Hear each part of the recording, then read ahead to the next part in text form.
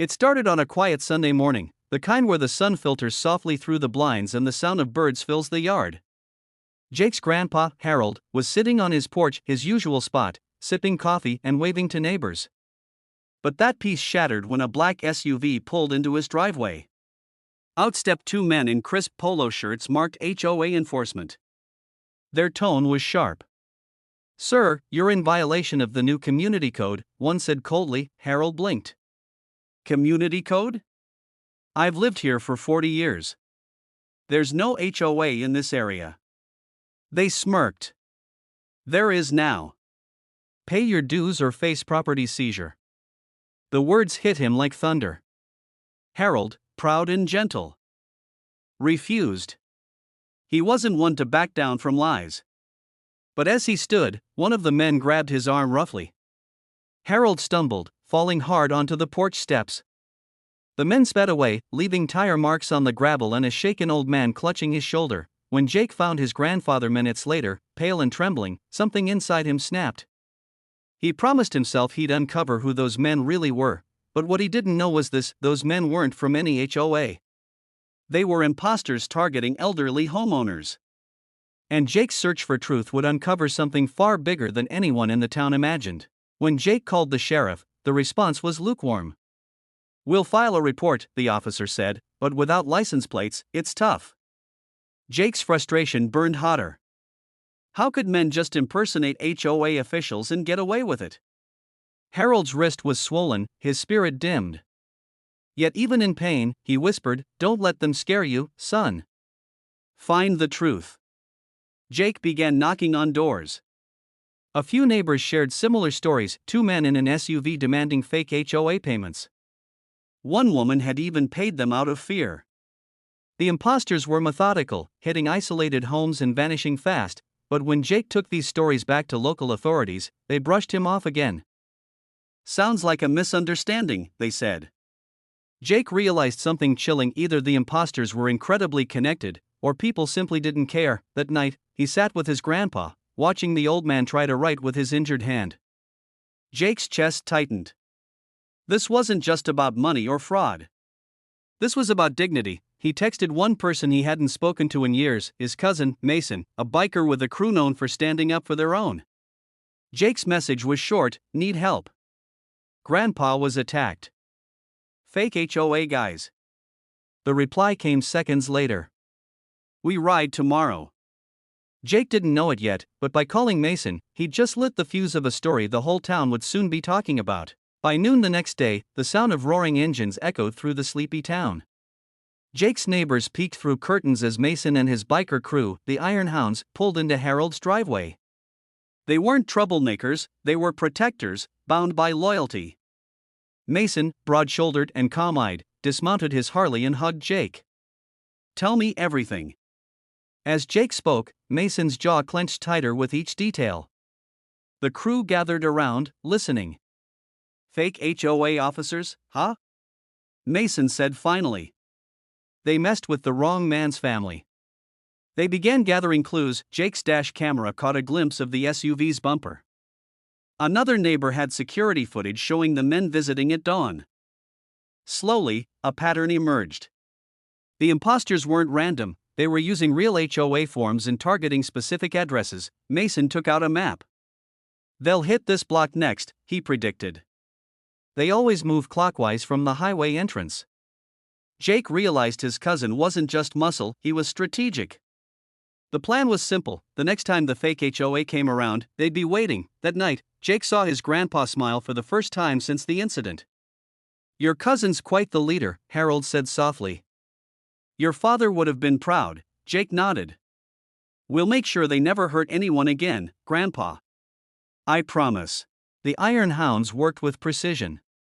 They parked their bikes discreetly behind barns, set up cameras, and coordinated with Jake via radio.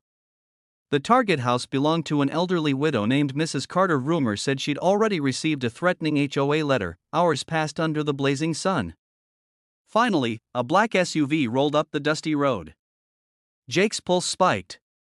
Mason signaled his crew. "Showtime." Two men stepped out, dressed like before. They knocked on Mrs. Carter's door, flashing fake badges. "Ma'am, this is your final warning," one said. "Your HOA fees are overdue." Before she could answer, Mason appeared behind them. "Funny," he said, arms crossed, "I didn't know fake HOAs had real officers." The imposters turned, startled. "Who are you?" One stammered, "Neighbors who don't like bullies," Mason replied. Jake filmed everything from the porch as the men panicked and bolted toward their SUV. But Mason's team had already blocked the exit. Within minutes, the bikers surrounded the car, not aggressively, just firmly, until local police finally arrived. Jake handed over the footage and evidence.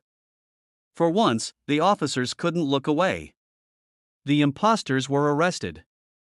But what came out of their interrogation would shake the entire community. News spread fast.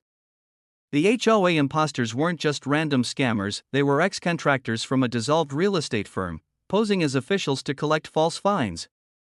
They'd hit over 20 neighborhoods across the state, exploiting fear and confusion. When the sheriff came to Harold's porch to apologize, the old man simply nodded. "Just make sure no one else goes through what I did." Jake was hailed as a hero by locals, but he gave credit where it was due. "It wasn't me," he said. "It was family." Mason and his crew stayed for a while, helping rebuild Harold's porch and fixing neighbors' fences. The once silent street now buzzed with laughter, gratitude, and respect. But late one evening, as Jake sat by the porch light, he received a message from an unknown number. It read, "You think this is over? We have more names." Jake's heart pounded. He showed Mason, who smirked slightly. "Then we're not done yet." The text wasn't a bluff. Within a week, reports came in from nearby towns, same SUV, same fake HOA letters. It was a bigger operation than anyone thought. Mason's crew decided to collaborate with local news. They shared footage, interviews, and Jake's story. Within days, it went viral. The public pressure forced state investigators to act. Jake, though exhausted, felt renewed purpose.